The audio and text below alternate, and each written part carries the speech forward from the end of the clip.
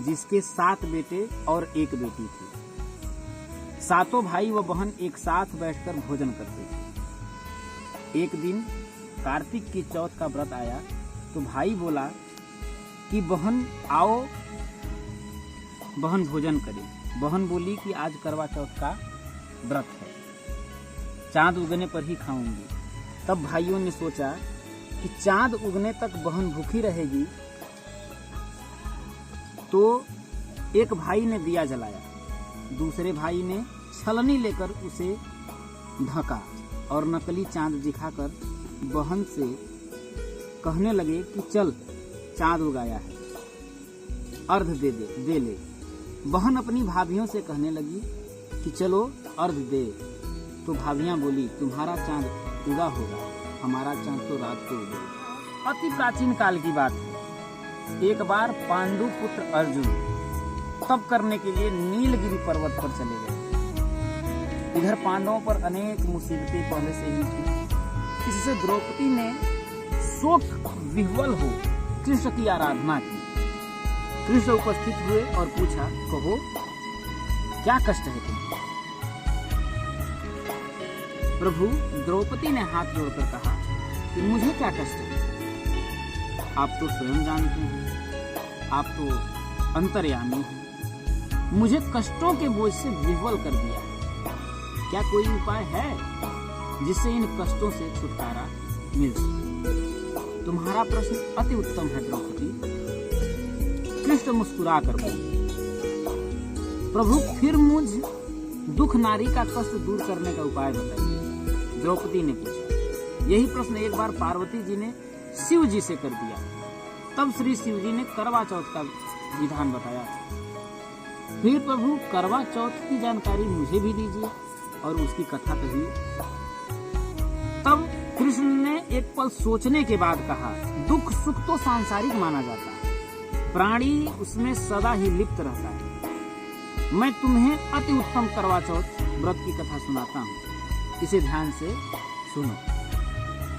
प्राचीन काल में गुणी विद्वान धर्मपरायण एक ब्राह्मण रहता था। उसके 4 पुत्र तथा एक गुणवती सुशील पुत्री थी। पुत्री ने विवाहित होकर चतुर्थी का व्रत किया, किंतु चंद्रोदय से पूर्व ही उसे क्षुधा ने बाध्य कर दिया। इससे उसके स्नेही भाइयों ने छल से पीपल की आड़ में कृत्रिम चंद्रमा बनाकर दिखा दिया। लड़की ने अर्घ दे भोजन कर लिया। भोजन करते ही उसके पति की हृदय गति बंद हो गई। इससे दुखी हो उसने अन्न जल त्याग दिया। उसी रात्रि में इंद्राणी भू विचरण करने आई। ब्राह्मण पुत्री ने उससे अपने दुख का कारण पूछा। इंद्राणी ने बताया, तुम्हें करवा चौथ व्रत में चौथ दर्शन से पूर्व भोजन कर लेने से यह कष्ट मिला। तब उस लड़की ने अंजलि बांधने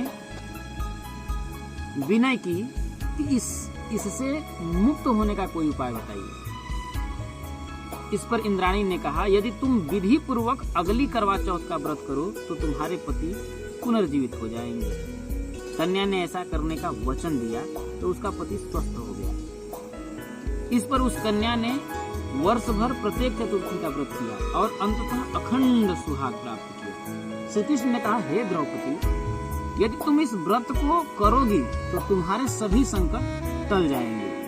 इस प्रकार द्रौपदी ने यह व्रत किया और पांडव सभी क्षेत्रों में विजयी हुए। इस प्रकार सौभाग्य, पुत्र, पौत्रादि और धन्य धान्य की इच्छुक स्त्रियों को यह व्रत विधि पूर्वक करना चाहिए। 6 बहुओं के मायके वाले बहुत अमीर थे। इसी कारण ससुराल में उनका बड़ा मान था, परंतु छोटी के मायके में कोई न था। वह घर का सारा कामकाज करती, सबकी सेवा करती, पर कोई भी उससे प्यार नहीं करता। सभी दुत्कारते रहते। तीज त्योहारों पर भी जब उसके मायके से कोई न आता तो वह बहुत दुखी होती। हर वर्ष की तरह इस वर्ष भी करवा चौथ का व्रत आया। अन्य बहुओं के मायके से उनके छोटे भाई करवा लेकर आए, पर छोटी के मायके में यदि कोई होता तो करवा भी लाता।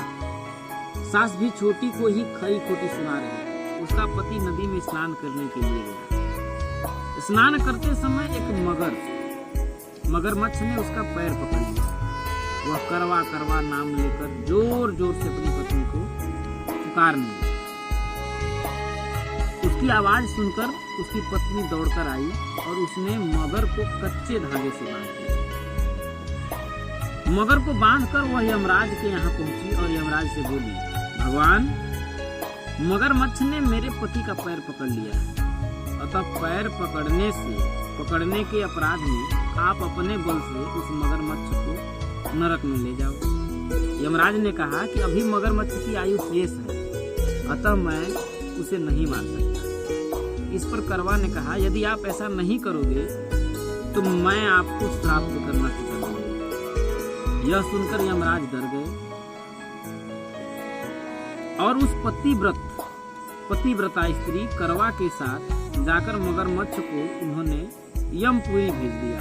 और करवा के पति करवा माता, जैसे तुमने अपने पति की रक्षा की वैसे सबके पतियों की तुम्हारा पार करो नैया। ओम जय करवा मैया। सब जग की हो माता, तुम ही हो रुद्राणी। यश तुम्हारा गावत जग के सारे प्राणी। ओम जय करवा मैया। कार्तिक कृष्ण चतुर्थी जो नारी व्रत करती, दीर्घायु पति होवे दुख सारे हरती। ओम जय करवा मैया। जय गणेश जय गणेश देवा। माता जाकी पार्वती पिता महादेवा। जय गणेश जय गणेश जय गणेश देवा। पान चढ़े फूल चढ़े और चढ़े मेवा। लड्डुअन का भोग लगे संत करे सेवा। जय गणेश जय गणेश जय गणेश देवा। एक दंत दयावंत चार भुजाधारी। माथे सिंदूर सोहे मूस की सवारी।